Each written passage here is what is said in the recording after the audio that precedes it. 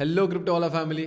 आज का जो टॉपिक है ना वो सारे लोगों के लिए है जो क्रिप्टो में जीते हैं, उठते हैं, बैठते हैं, बाय करते हैं, सेल करते हैं। क्योंकि आज का टॉपिक है यूएसडीटी पे। और जो भी क्रिप्टो में आज है ना ट्रेड करता है वो कहीं ना कहीं यूएसडीटी से एक्सपोज है। मैं आपको आज जो चीज़ बताने जा रहा हूँ ना वो आपको शॉकिंग लगेगा। अभी तक जो यूएसडीटी आप भेजते हो, यूएसडीटी एक करेंसी है, एक एग्जाम्पल के तौर पर आईएनआर की तरह। बट अगर आपको उसको डिजिटली भेजना है तो आपको कोई ना कोई बैंक से भेजना पड़ता है डायरेक्टली। ठीक है, आप उसको डायरेक्टली ऐसे डिजिटली किसी आईएनआर टू आईएनआर ऐसा कोई सिस्टम नहीं है जो भेजा जाए। तो आपको आईएनआर कोई एक बैंक के थ्रू भेजा जाता है, वो एक सर्वर के तौर पे जाता है।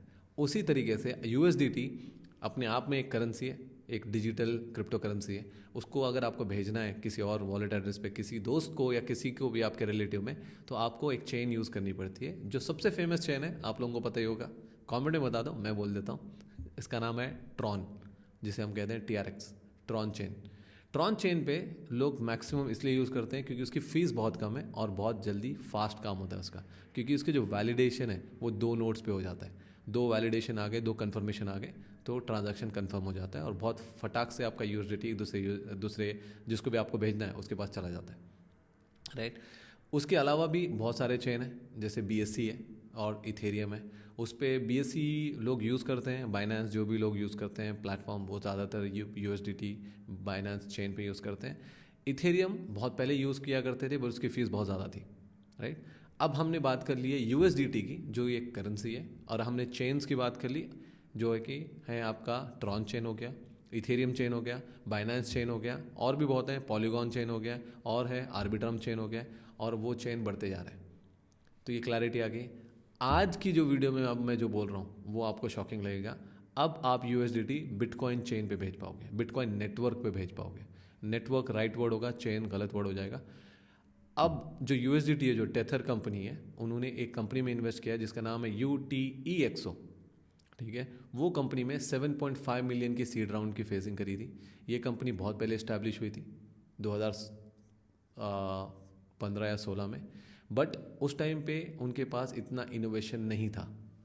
मैं आपको याद दिला देता हूँ, बहुत कम लोगों को ये बात पता होगी कि USDT is born on bitcoin network. Bitcoin पे बना था यूएसडीटी।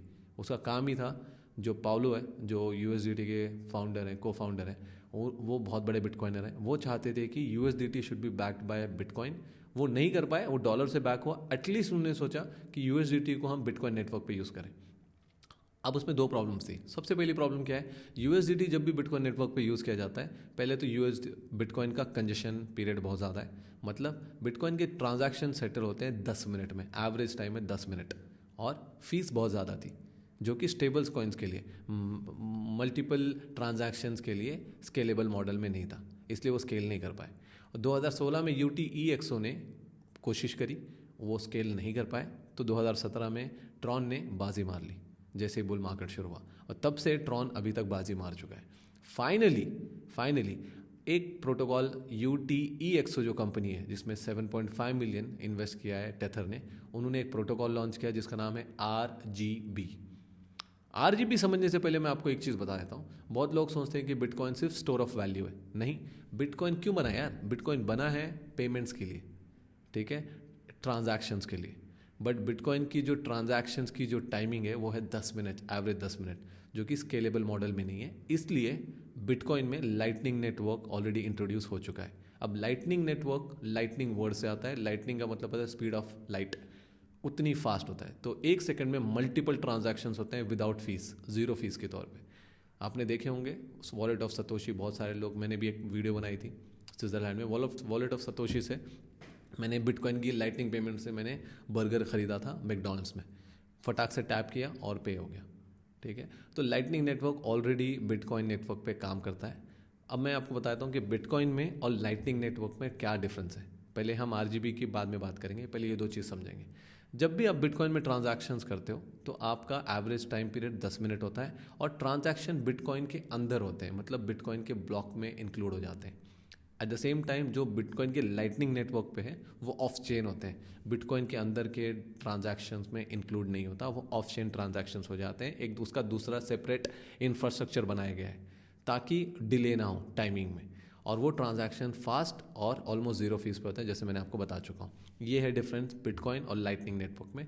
बट याद रखें, लाइटनिंग नेटवर्क बिटकॉइन की सिक्योरिटी यूज़ करता है, सब कुछ सेम है, बस जो ट्रांजैक्शन जो रिकॉर्ड हो रहे हैं, जो लेजर बन रहा है वो ऑफ चेन बन रहा है, राइट। अब हुआ है आरजीबी के थ्रू, आरजीबी जो प्रोटोकॉल है उसमें ये बताया जा रहा है बिटकॉइन की पेमेंट, लाइटनिंग बिटकॉइन की ही पेमेंट होती है, बट आरजीबी में नेटवर्क बिटकॉइन का होगा, बट कॉइन्स होंगे यूएसडीटी स्टेबल कॉइन्स। समझ आ रहा है आपको? थोड़ा कंफ्यूजिंग लग रहा है, चलो और आसान कर देते हैं। आरजीबी प्रोटोकॉल में यूएसडीटी एक दूसरे को आप सेंड करोगे, जैसे हमने वीडियो के स्टार्टिंग में कहा था, अभी तक यूएसडीटी आपको ट्रॉन चेन या बाइनेंस चेन पे भेजना पड़ता था, वो नेटवर्क यूज़ करना पड़ता था। अब आप बिटकॉइन का नेटवर्क यूज़ कर पाओगे यूएसडीटी भेजने के लिए। अब आप बोलोगे यार इसकी क्या ज़रूरत है, नया प्रोटोकॉल बनाने की क्या ज़रूरत है, पैसे क्यों खर्च करने की ज़रूरत है, राइट। मैं आपको बता देता हूँ, जब भी आप ट्रॉन पे भेजते हैं, ठीक है, तो सबसे पहला प्रॉब्लम आ जाता है फीस का। 2 USDT भी या कभी कभी इथेरियम में 14 या 20 USDT आपके खर्च होते हैं एक ट्रांजैक्शन में, ठीक है, पहले तो वो हो जाता है। दूसरा आपका प्रॉब्लम है प्राइवेसी का। जब भी आप ट्रॉन पे कोई भी USDT भेजते हो तो ट्रॉन स्कैन पे आप जाके देख सकते हो कि एक वॉलेट से दूसरे वॉलेट चला गया है, वो वॉलेट में कितने USDT हैं वो भी आप जाके चेक कर सकते हो। तो ये प्राइवेसी ब्रीच हो रही थी। जब आप USDT बिटकॉइन नेटवर्क पे भेज पाओगे तो आपकी प्राइवेसी इंटैक्ट रहेगी, कितना ट्रांजैक्शन हुआ है, कितना गया है, किसी को नहीं पता होगा। दूसरा, जो फीस होगी वो ऑलमोस्ट नेग्लिजिबल होगी, है। अभी भी आपको लग रहा होगा यार ठीक है, बट फ़ायदा इतना कुछ दिखा नहीं है। मैं अब आपको जो चीज़ बताने जा रहा हूँ वो आपको शॉकिंग लगेगा। जब भी आप USDT ट्रॉन के नेटवर्क पे भेजते हो तो आपको TRX वो आपको मेंटेन करना पड़ता है, मतलब ट्रॉन कॉइन आपके वॉलेट में होना चाहिए। आप एग्जांपल ले लेते हैं ट्रस्ट वॉलेट में, अगर मेरे को एक ट्रस्ट वॉलेट से दूसरे ट्रस्ट वॉलेट USDT भेजना है ट्रॉन नेटवर्क पे, तो मेरे पास ट्रॉन कॉइन होना चाहिए ट्रस्ट वॉलेट में, क्योंकि वो फीस ट्रॉन नेटवर्क पे ट्रॉन के कॉइन में कट हो जाती है। तो मैं 100 USDT भेज दूंगा, 100 USDT उसके पास पहुंच जाएंगे और फीस कटेगी, जो मेरे पास ट्रॉन बचा हुआ है उसमें मेरी फीस कट हो जाएगी, करेक्ट। जब मेरे को इथेरियम नेटवर्क पे भेजना है तो मेरे पास इथेरियम होना चाहिए, जब मेरे को बाइनेंस चेन पे भेजना है तो मेरे पास बाइनेंस कॉइन होना चाहिए।